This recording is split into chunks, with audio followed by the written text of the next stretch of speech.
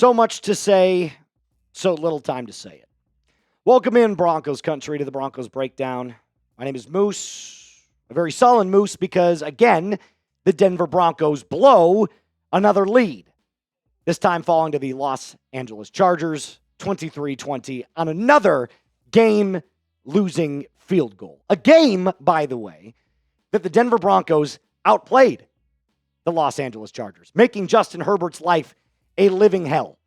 Don't look into what the stat box tells you. Justin Herbert was flying around the field, trying his very best to combat this amazing Denver Broncos pass rush. And for the most part, the Broncos got the best of him. A couple of plays here, a couple of plays there, a couple of laps in judgment by the Denver Broncos.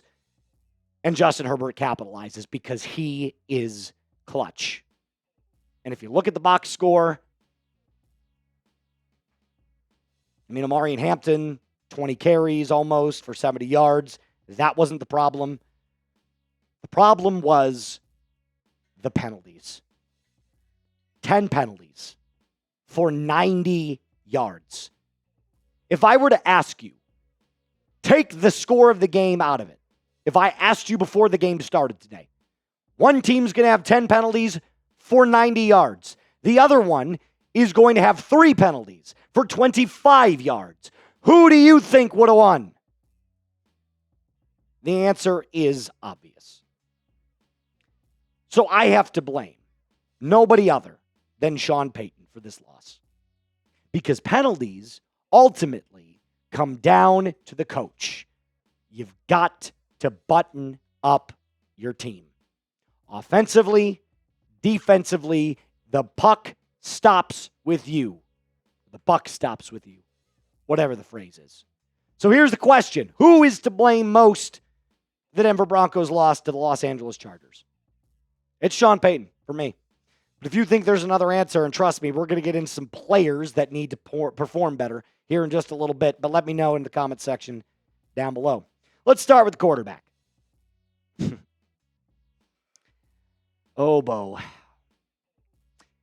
I don't think I've been more frustrated in a Bo Nix loss since I've started watching him, because at least when he played the Titans, he played awful, right?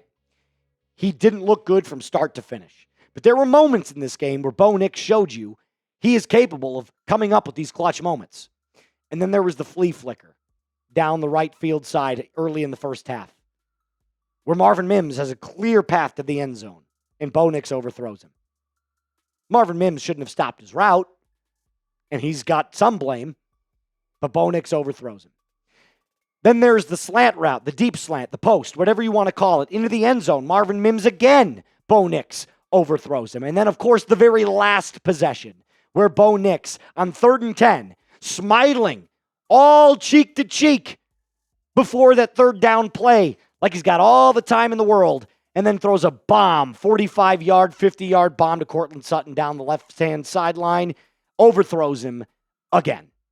Instead of managing the clock, taking what the defense gives you, methodically moving the ball down the field to put your team in a position to kick a field goal to take the lead, you wanted to be a hero, and you missed.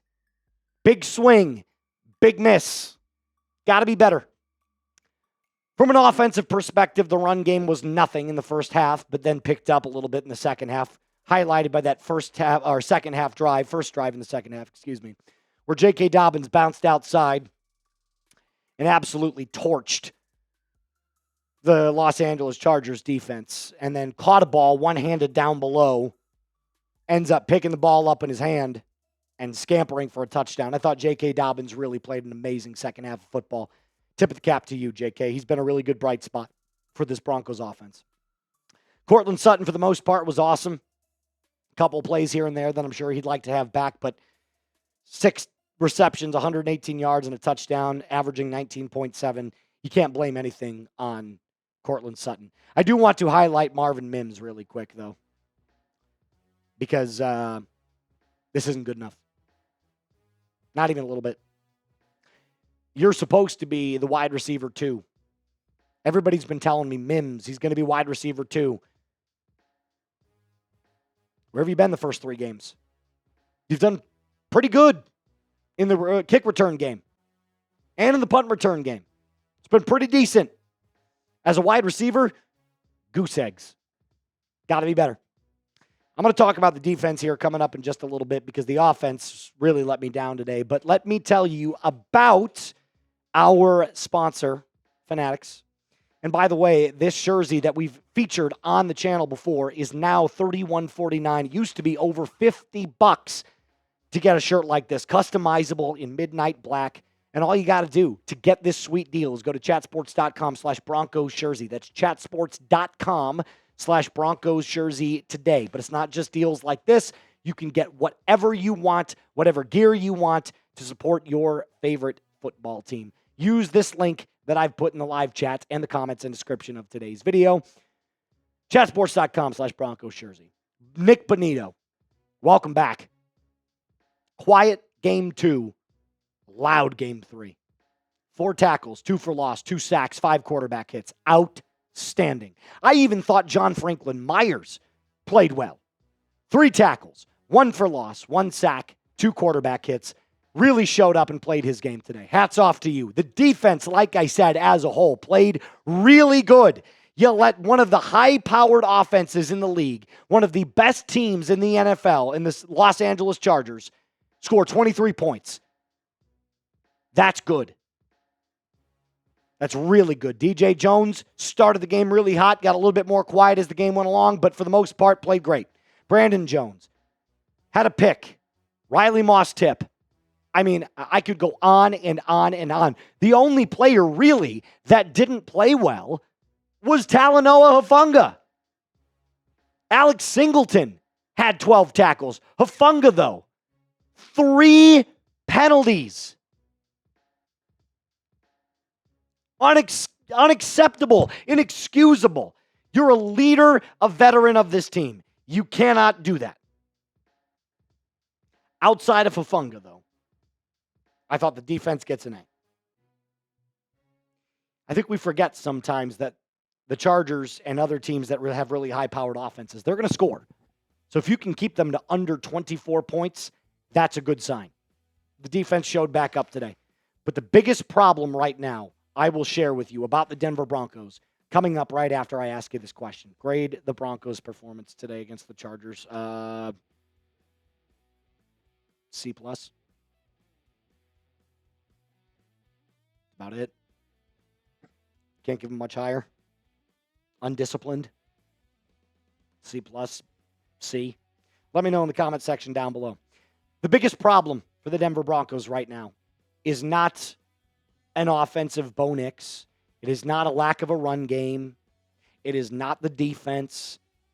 It's both. The problem right now with the Denver Broncos is they can't do it at the same time. Game 1. Offense doesn't show up. Defense is outstanding. You get the win. Game 2. Offense is outstanding. Defense doesn't show up. You lose on a game-losing field goal. Game 3. Defense shows up. Offense can't make clutch plays. Lose on a game-losing field goal. Stop me if you've heard this story before. Are we going to get the same performance, Sean Payton, next week against the Cincinnati Bengals, who, by the way, have a backup? You tell me. 10 penalties, 90 yards. Inexcusable. Veteran coach. Touted as one of the best in the league. You got to be better. You got to make sure your team is more disciplined, more buttoned up. That starts with you. That starts with Vance Joseph. That starts with your coaching staff. That starts with and ends with you. What's your confidence level in Sean Payton right now? 6. I mean, I keep seeing the same thing over and over again. Something's got to change. You got to fix it. Got to bring them both together. Offense, defense. At the same time, you got to give me a good performance because through 3 weeks, you haven't done it consistently on either side of the ball to bring it together to get a dominating victory. The expectations are high. This defense is too talented. You've brought in too many weapons. Be better. That's going to do it for us on today's episode. A reminder to hit subscribe if you have not already. Hit that like button if you haven't already. And as always, Broncos country, my high salute. Be cool.